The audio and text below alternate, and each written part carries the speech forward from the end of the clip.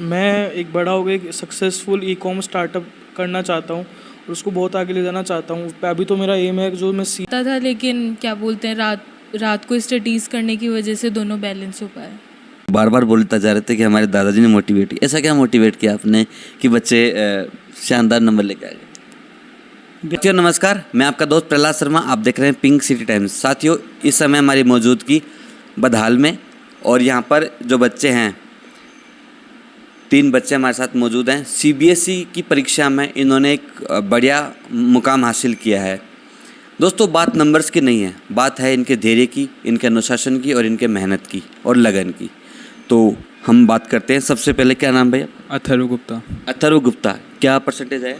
मेरी परसेंटेज 98.20 आई है। 98.20। ठीक है, आपकी?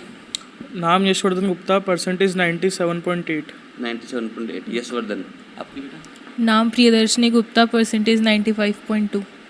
तो देखिए 3 बच्चे हैं, और सबसे अच्छी बात ये तीनों एक ही परिवार के हैं, एक ही दादा के पोते हैं और एक परिवार से हैं। और तीनों ने स्ट्रीम कौन सा आपका? मेरा स्ट्रीम कॉमर्स है। Stream commerce. कॉमर्स। तीनों का स्ट्रीम कॉमर्स। देखिए हमें इंटरव्यू करने वाले थे एक रिजल्ट के टाइम पे, लेकिन अभी उस टाइम पे तुरंत जो सीए एंट्रेंस एग्ज़ाम होता है सीपीटी का, उसके लिए ये लोग वहाँ गए हुए थे। कल ये वापस आए हैं एग्ज़ाम दे करके। तो इस वजह से आज हम लोग इनसे बात कर पा रहे हैं। तो ये बताइए मुझे कि आपने जो परीक्षा दी और इसके अंदर जो आपने ये परसेंटेज हासिल की, क्योंकि ये नंबर नहीं है, ये अनुशासन का और लगन का एक नतीजा है। तो ये बताइए कि इसके अंदर क्या इम्पोर्टेंट चीज़ रही जिसने आपको मोटिवेट किया सबसे ज़्यादा? मैं अपनी सफलता का श्रेय सबसे पहले तो मेरे दादा दादी को देना चाहता हूँ, और मुझे सबसे ज़्यादा मोटिवेट उन्होंने ही करा है। और मेरा ये जो रिज़ल्ट है इसके पीछे सबसे ज़्यादा जो हाथ है वो लगातार पढ़ाई करने का है, इसके कारण ही मेरे ये परसेंटेज आई है। तो जो आपकी स्कूल का जो स्टडी था उसके साथ आपने सेल्फ स्टडी को कैसे बैलेंस किया? हमारा जो स्कूल का शेड्यूल था वो इसी टाइप से बना हुआ था, जिसमें हम सेल्फ स्टडी भी कर सकते थे और जो हमको स्कूल में पढ़ाया जा रहा था उसको भी कवर कर सकते थे। इसलिए मैं दोनों को बैलेंस करने में मुझे कोई ज़्यादा दिक्कत नहीं आई। और क्या सपना है, क्या बनना चाहते हो भविष्य में? मैं वही सपना है जो मैं आगे जाके अपना सीए का पेपर क्लियर करके सीए बनना चाहता हूँ। सीए बनना चाहते हो? तो अथर्व गुप्ता है 98.02 या 20 के साथ ये सीए बनना चाहते हैं, और इन्होंने अपनी सफलता का श्रेय अपने दादा को दिया है जिन्होंने इनकी खूब मदद की है। आपका क्या भविष्य है, क्या क्या बनाना चाहते हो? मैं एक बड़ा हो गया एक सक्सेसफुल ई कॉमर्स स्टार्टअप करना चाहता हूँ और उसको बहुत आगे ले जाना चाहता हूँ। अभी तो मेरा एम है जो मैं सीए करूँ, फिर बाद में एमबीए करूँ, फिर बाद में मैं जो अपने ड्रीम्स है फर्दर ड्रीम्स उनको परस्यू करूँ। तो स्टार्टअप की ओर ये आगे जाना चाहते हैं। क्या नाम है आपका? यशवर्धन। यशवर्धन गुप्ता। तो आपने कैसे मैनेज किया पढ़ाई को अपने को? मेरे को पढ़ाई करने में बहुत ज़्यादा मेरे टीचर्स ने हेल्प की। मैं बीच में थोड़ा पढ़ाई से बहुत ज़्यादा साइड हो गया था, फिर उन्होंने मेरे को गाइड किया, मैं वापस पढ़ाई करने लगा। फिर मेरे कुछ दोस्तों ने भी मेरे को मोटिवेट किया, मुझे घर से मेरे दादा दादी ने, खासकर मेरी दादी ने बहुत ज़्यादा मोटिवेट किया। इसलिए मैं फिर वापस पढ़ाई की तरफ अग्रसर हुआ और फिर वापस पढ़ाई करने लगा। अच्छा, एक चीज़ बताओ, ऐसा कौन सा आपको जो सब्जेक्ट था वो हार्ड लगा? वैसे तो मुझे सारे सब्जेक्ट ठीक लगते थे, पर मुझे जो थ्योरी में शुरू से दिक्कत आती है, इसलिए मेरे को एक बिजनेस स्टडीज़ थोड़ी टिपिकल लगती थी। बिजनेस स्टडीज, और शायद मार्क्स भी उसमें कम आए होंगे? नहीं, उसमें तो 98 आया, मार्क्स इकोनॉमिक्स में कम आया। इकोनॉमिक्स में कम आए? ठीक है। आपका क्या है बेटा? सीए आगे, मैं सीए की एग्ज़ाम क्लियर करके आगे सीए परस्यू करना चाहती हूँ। सीए परस्यू करना चाहते हो? तो आपने कैसे बैलेंस किया सेल्फ स्टडी को और अपनी कॉलेज? सेल्फ स्टडी का टाइम मिल जाता था, लेकिन क्या बोलते हैं, रात को स्टडीज़ करने की वजह से दोनों बैलेंस हो पाए। तो सबसे ज़्यादा मोटिवेशन आपको किस चीज़ से मिलता था? सबसे ज़्यादा मोटिवेट दादा दादी ने किया और पापा ने भी बहुत ज़्यादा मोटिवेट किया था। अच्छा, ऐसा कोई फैक्टर जिससे आपको लगा कि हम इसमें और ज़्यादा मेहनत कर सकते हैं, या आपको लगता है कि जैसे ये वाला तो थोड़ा और हो जाता तो मैं ऐसा कर सकती थी, ऐसा कुछ? हाँ, एक बिजनेस स्टडीज सब्जेक्ट है, थियोरेटिकल सब्जेक्ट है, उसमें मेरे मार्क्स थोड़े कम है, मैं उसमें थोड़ा और फोकस करती तो शायद वो भी हो सकता था। अच्छा, तीनों बच्चों ने सीए एंट्रेंस का एग्ज़ाम दिया, सीपीटी का, तो कैसा क्या रहा? हमारे अकॉर्डिंग तो लग जाना चाहिए। हाँ, अच्छा हुआ है, अभी रिजल्ट का इंतज़ार है। रिजल्ट का इंतज़ार है। आपका भाई? अच्छा पेपर हुआ। अच्छा पेपर हो। अच्छा, एक चीज़ बताओ, जैसे भाई सीए बनना चाहता है, आप स्टार्टअप खोलोगे, आपका सीए का है, सीए का है। तो दोस्तों, ये है एक परिवार के 3 बच्चे जिन्होंने अपने आप को वहाँ पे स्टडी करी, और ख़ास करके इनके दादा दादी ने इनकी बहुत ज़्यादा इनको मोटिवेट किया।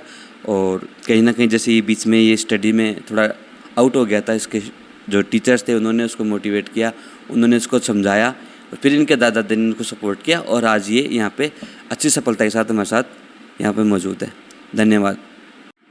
साथियों नमस्कार। जैसा हम बात कर रहे थे कि एक परिवार के 3 बच्चे जिन्होंने एक साथ जो है CBSE बोर्ड में एक शानदार जीत हम कह सकते हैं, शानदार इन्होंने परिणाम दिए हैं, परीक्षा परिणाम, जिसमें भाई के 98.20, इसके 95 और गुड़िया के 97,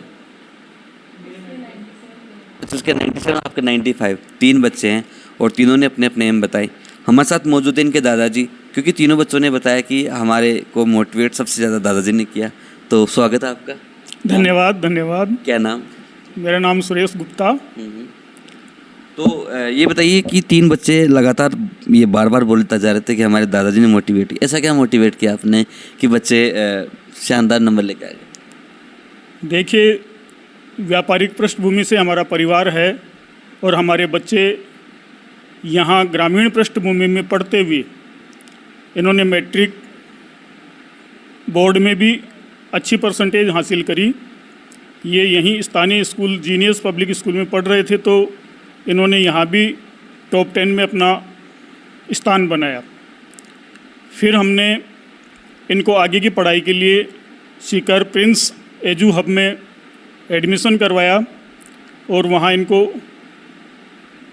हॉस्टल में भर्ती करवा के इनकी CA बनाने के हिसाब से इनकी पढ़ाई कॉमर्स स्ट्रीम से इनको जो है प्रिंस स्कूल में दाखिला दिलवाया।